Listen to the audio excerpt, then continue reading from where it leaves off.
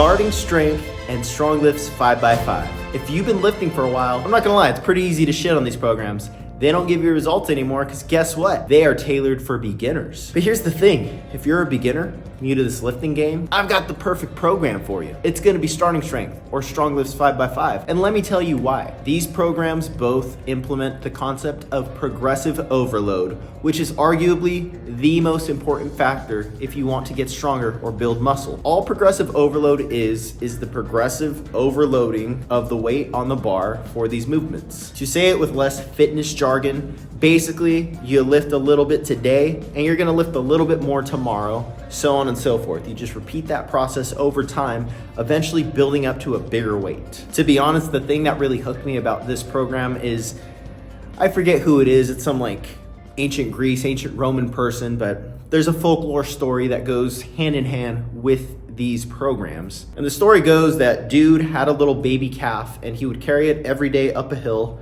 And you know, every day this baby calf is growing and growing. And the idea was that this baby calf grew at such a slow rate because, you know, you don't go from 50 pounds to 120 pounds overnight. You know, maybe this calf was 50 pounds one day, ate all its grass, drank all its water, it's like 52 pounds the next day. But the idea was that this guy carried the calf up the hill and he never really noticed that it was getting bigger because his body was adapting to the growth of the calf as it was growing. And eventually it's a full-blown cow and it's in the way back, right? You know, people used to live to 800 years old. So this is basically Hercules without being Hercules. And homeboy was able to take a whole damn cow up the hill and it didn't even bother him. Now this story, folklore, let's be honest, probably bullshit, but the same concept will apply to the weight room. Say if you start with just an empty bar and your next session you only add 5 pounds, well, you're jumping from 45 pounds to 50 pounds.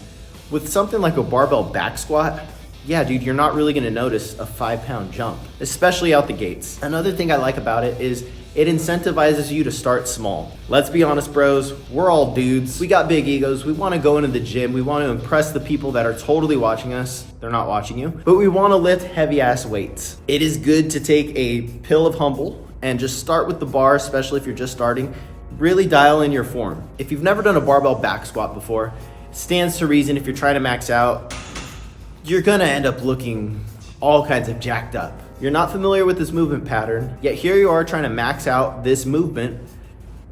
I mean, what do you think's gonna happen? So like I said, this program starts you small, eventually grows to bigger weights. And this is not a forever program. You run this for 6 months, maybe a year, you know, until the gains stop. These programs focus on the squat, the bench, the overhead press, the barbell row, and the deadlift. These are 5 fundamental barbell movements that you should be practicing, especially when you're first starting out. This is going to allow you to build your base of strength. And once you have that base built, you can branch out and specialize or focus on any of these lifts that you want. You can drop any of them that you want. And the beauty of these programs is as a beginner, you are going to make adaptations very, very quickly. So 5-pound jumps on the next subsequent session, at least for a while, it's going to be possible.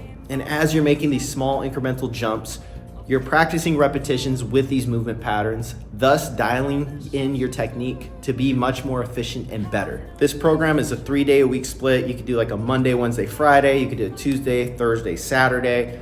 It doesn't really matter. You just need to have a day of rest in between. And it'll have you squatting every day. That's the first movement of the day. One could argue that there's gonna be an imbalance and this favors the lower body a little bit more. Yeah, on paper, maybe so.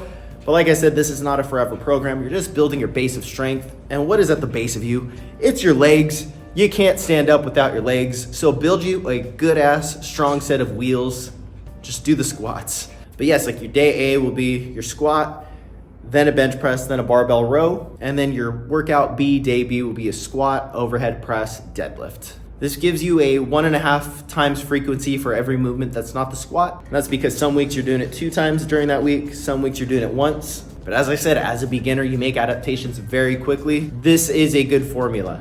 Just trust it. This has worked for so many people. Now, the one thing I will say that these programs lack is it literally focuses only on the barbell movements. Maybe you don't have the strength to do a pull-up yet, but if I were to change anything, I would definitely add a pull-up or a pull-up variation. So this could be a lat pull-down if you're not strong enough to do a pull-up yet, or even a modified pull-up, be it with assistance with a band, or if you have access to one of those pull-up machines, add some weight resistance. You more or less artificially drop your weight. Myself, I weigh 200 pounds, but if I pick 100 pounds, well, now I have 100 pounds of counterweight working with me. So it's like I'm 100 pounds doing pull-ups. Something else that's missing is arm isolation. These programs will absolutely give you what we call torso dominance in the lifting community. Bigger parts of your body, which is going to be your torso, that's going to take over for all the lifts. That's going to experience the most growth. It's not to say something like your arms are not going to grow, but if you do want your arms to start growing much sooner, I would definitely pepper in some bicep isolation and some tricep isolation. That'll be a bicep curl of your choice. I don't need to explain bicep curls. You're a bro. You know all about the gun show. And of course, some type of tricep isolation. This could be your overhead extensions. This could be your tricep pushdowns. It doesn't matter, just a little bit of extra volume to give them some juice. Not that kind of juice. So the rep scheme for this is going to be just a standard 5x5. So 5 sets of 5, starting strength, usually 3 sets of 5. I personally like Stronglifts 5x5 a little bit better, just because, yeah, you don't need that much stimulus as a complete gym newbie or as a complete novice lifter to make progress. But that being said, 5 sets of these exercises, you're doing 3 total of the barbell movements. That's 15 total sets.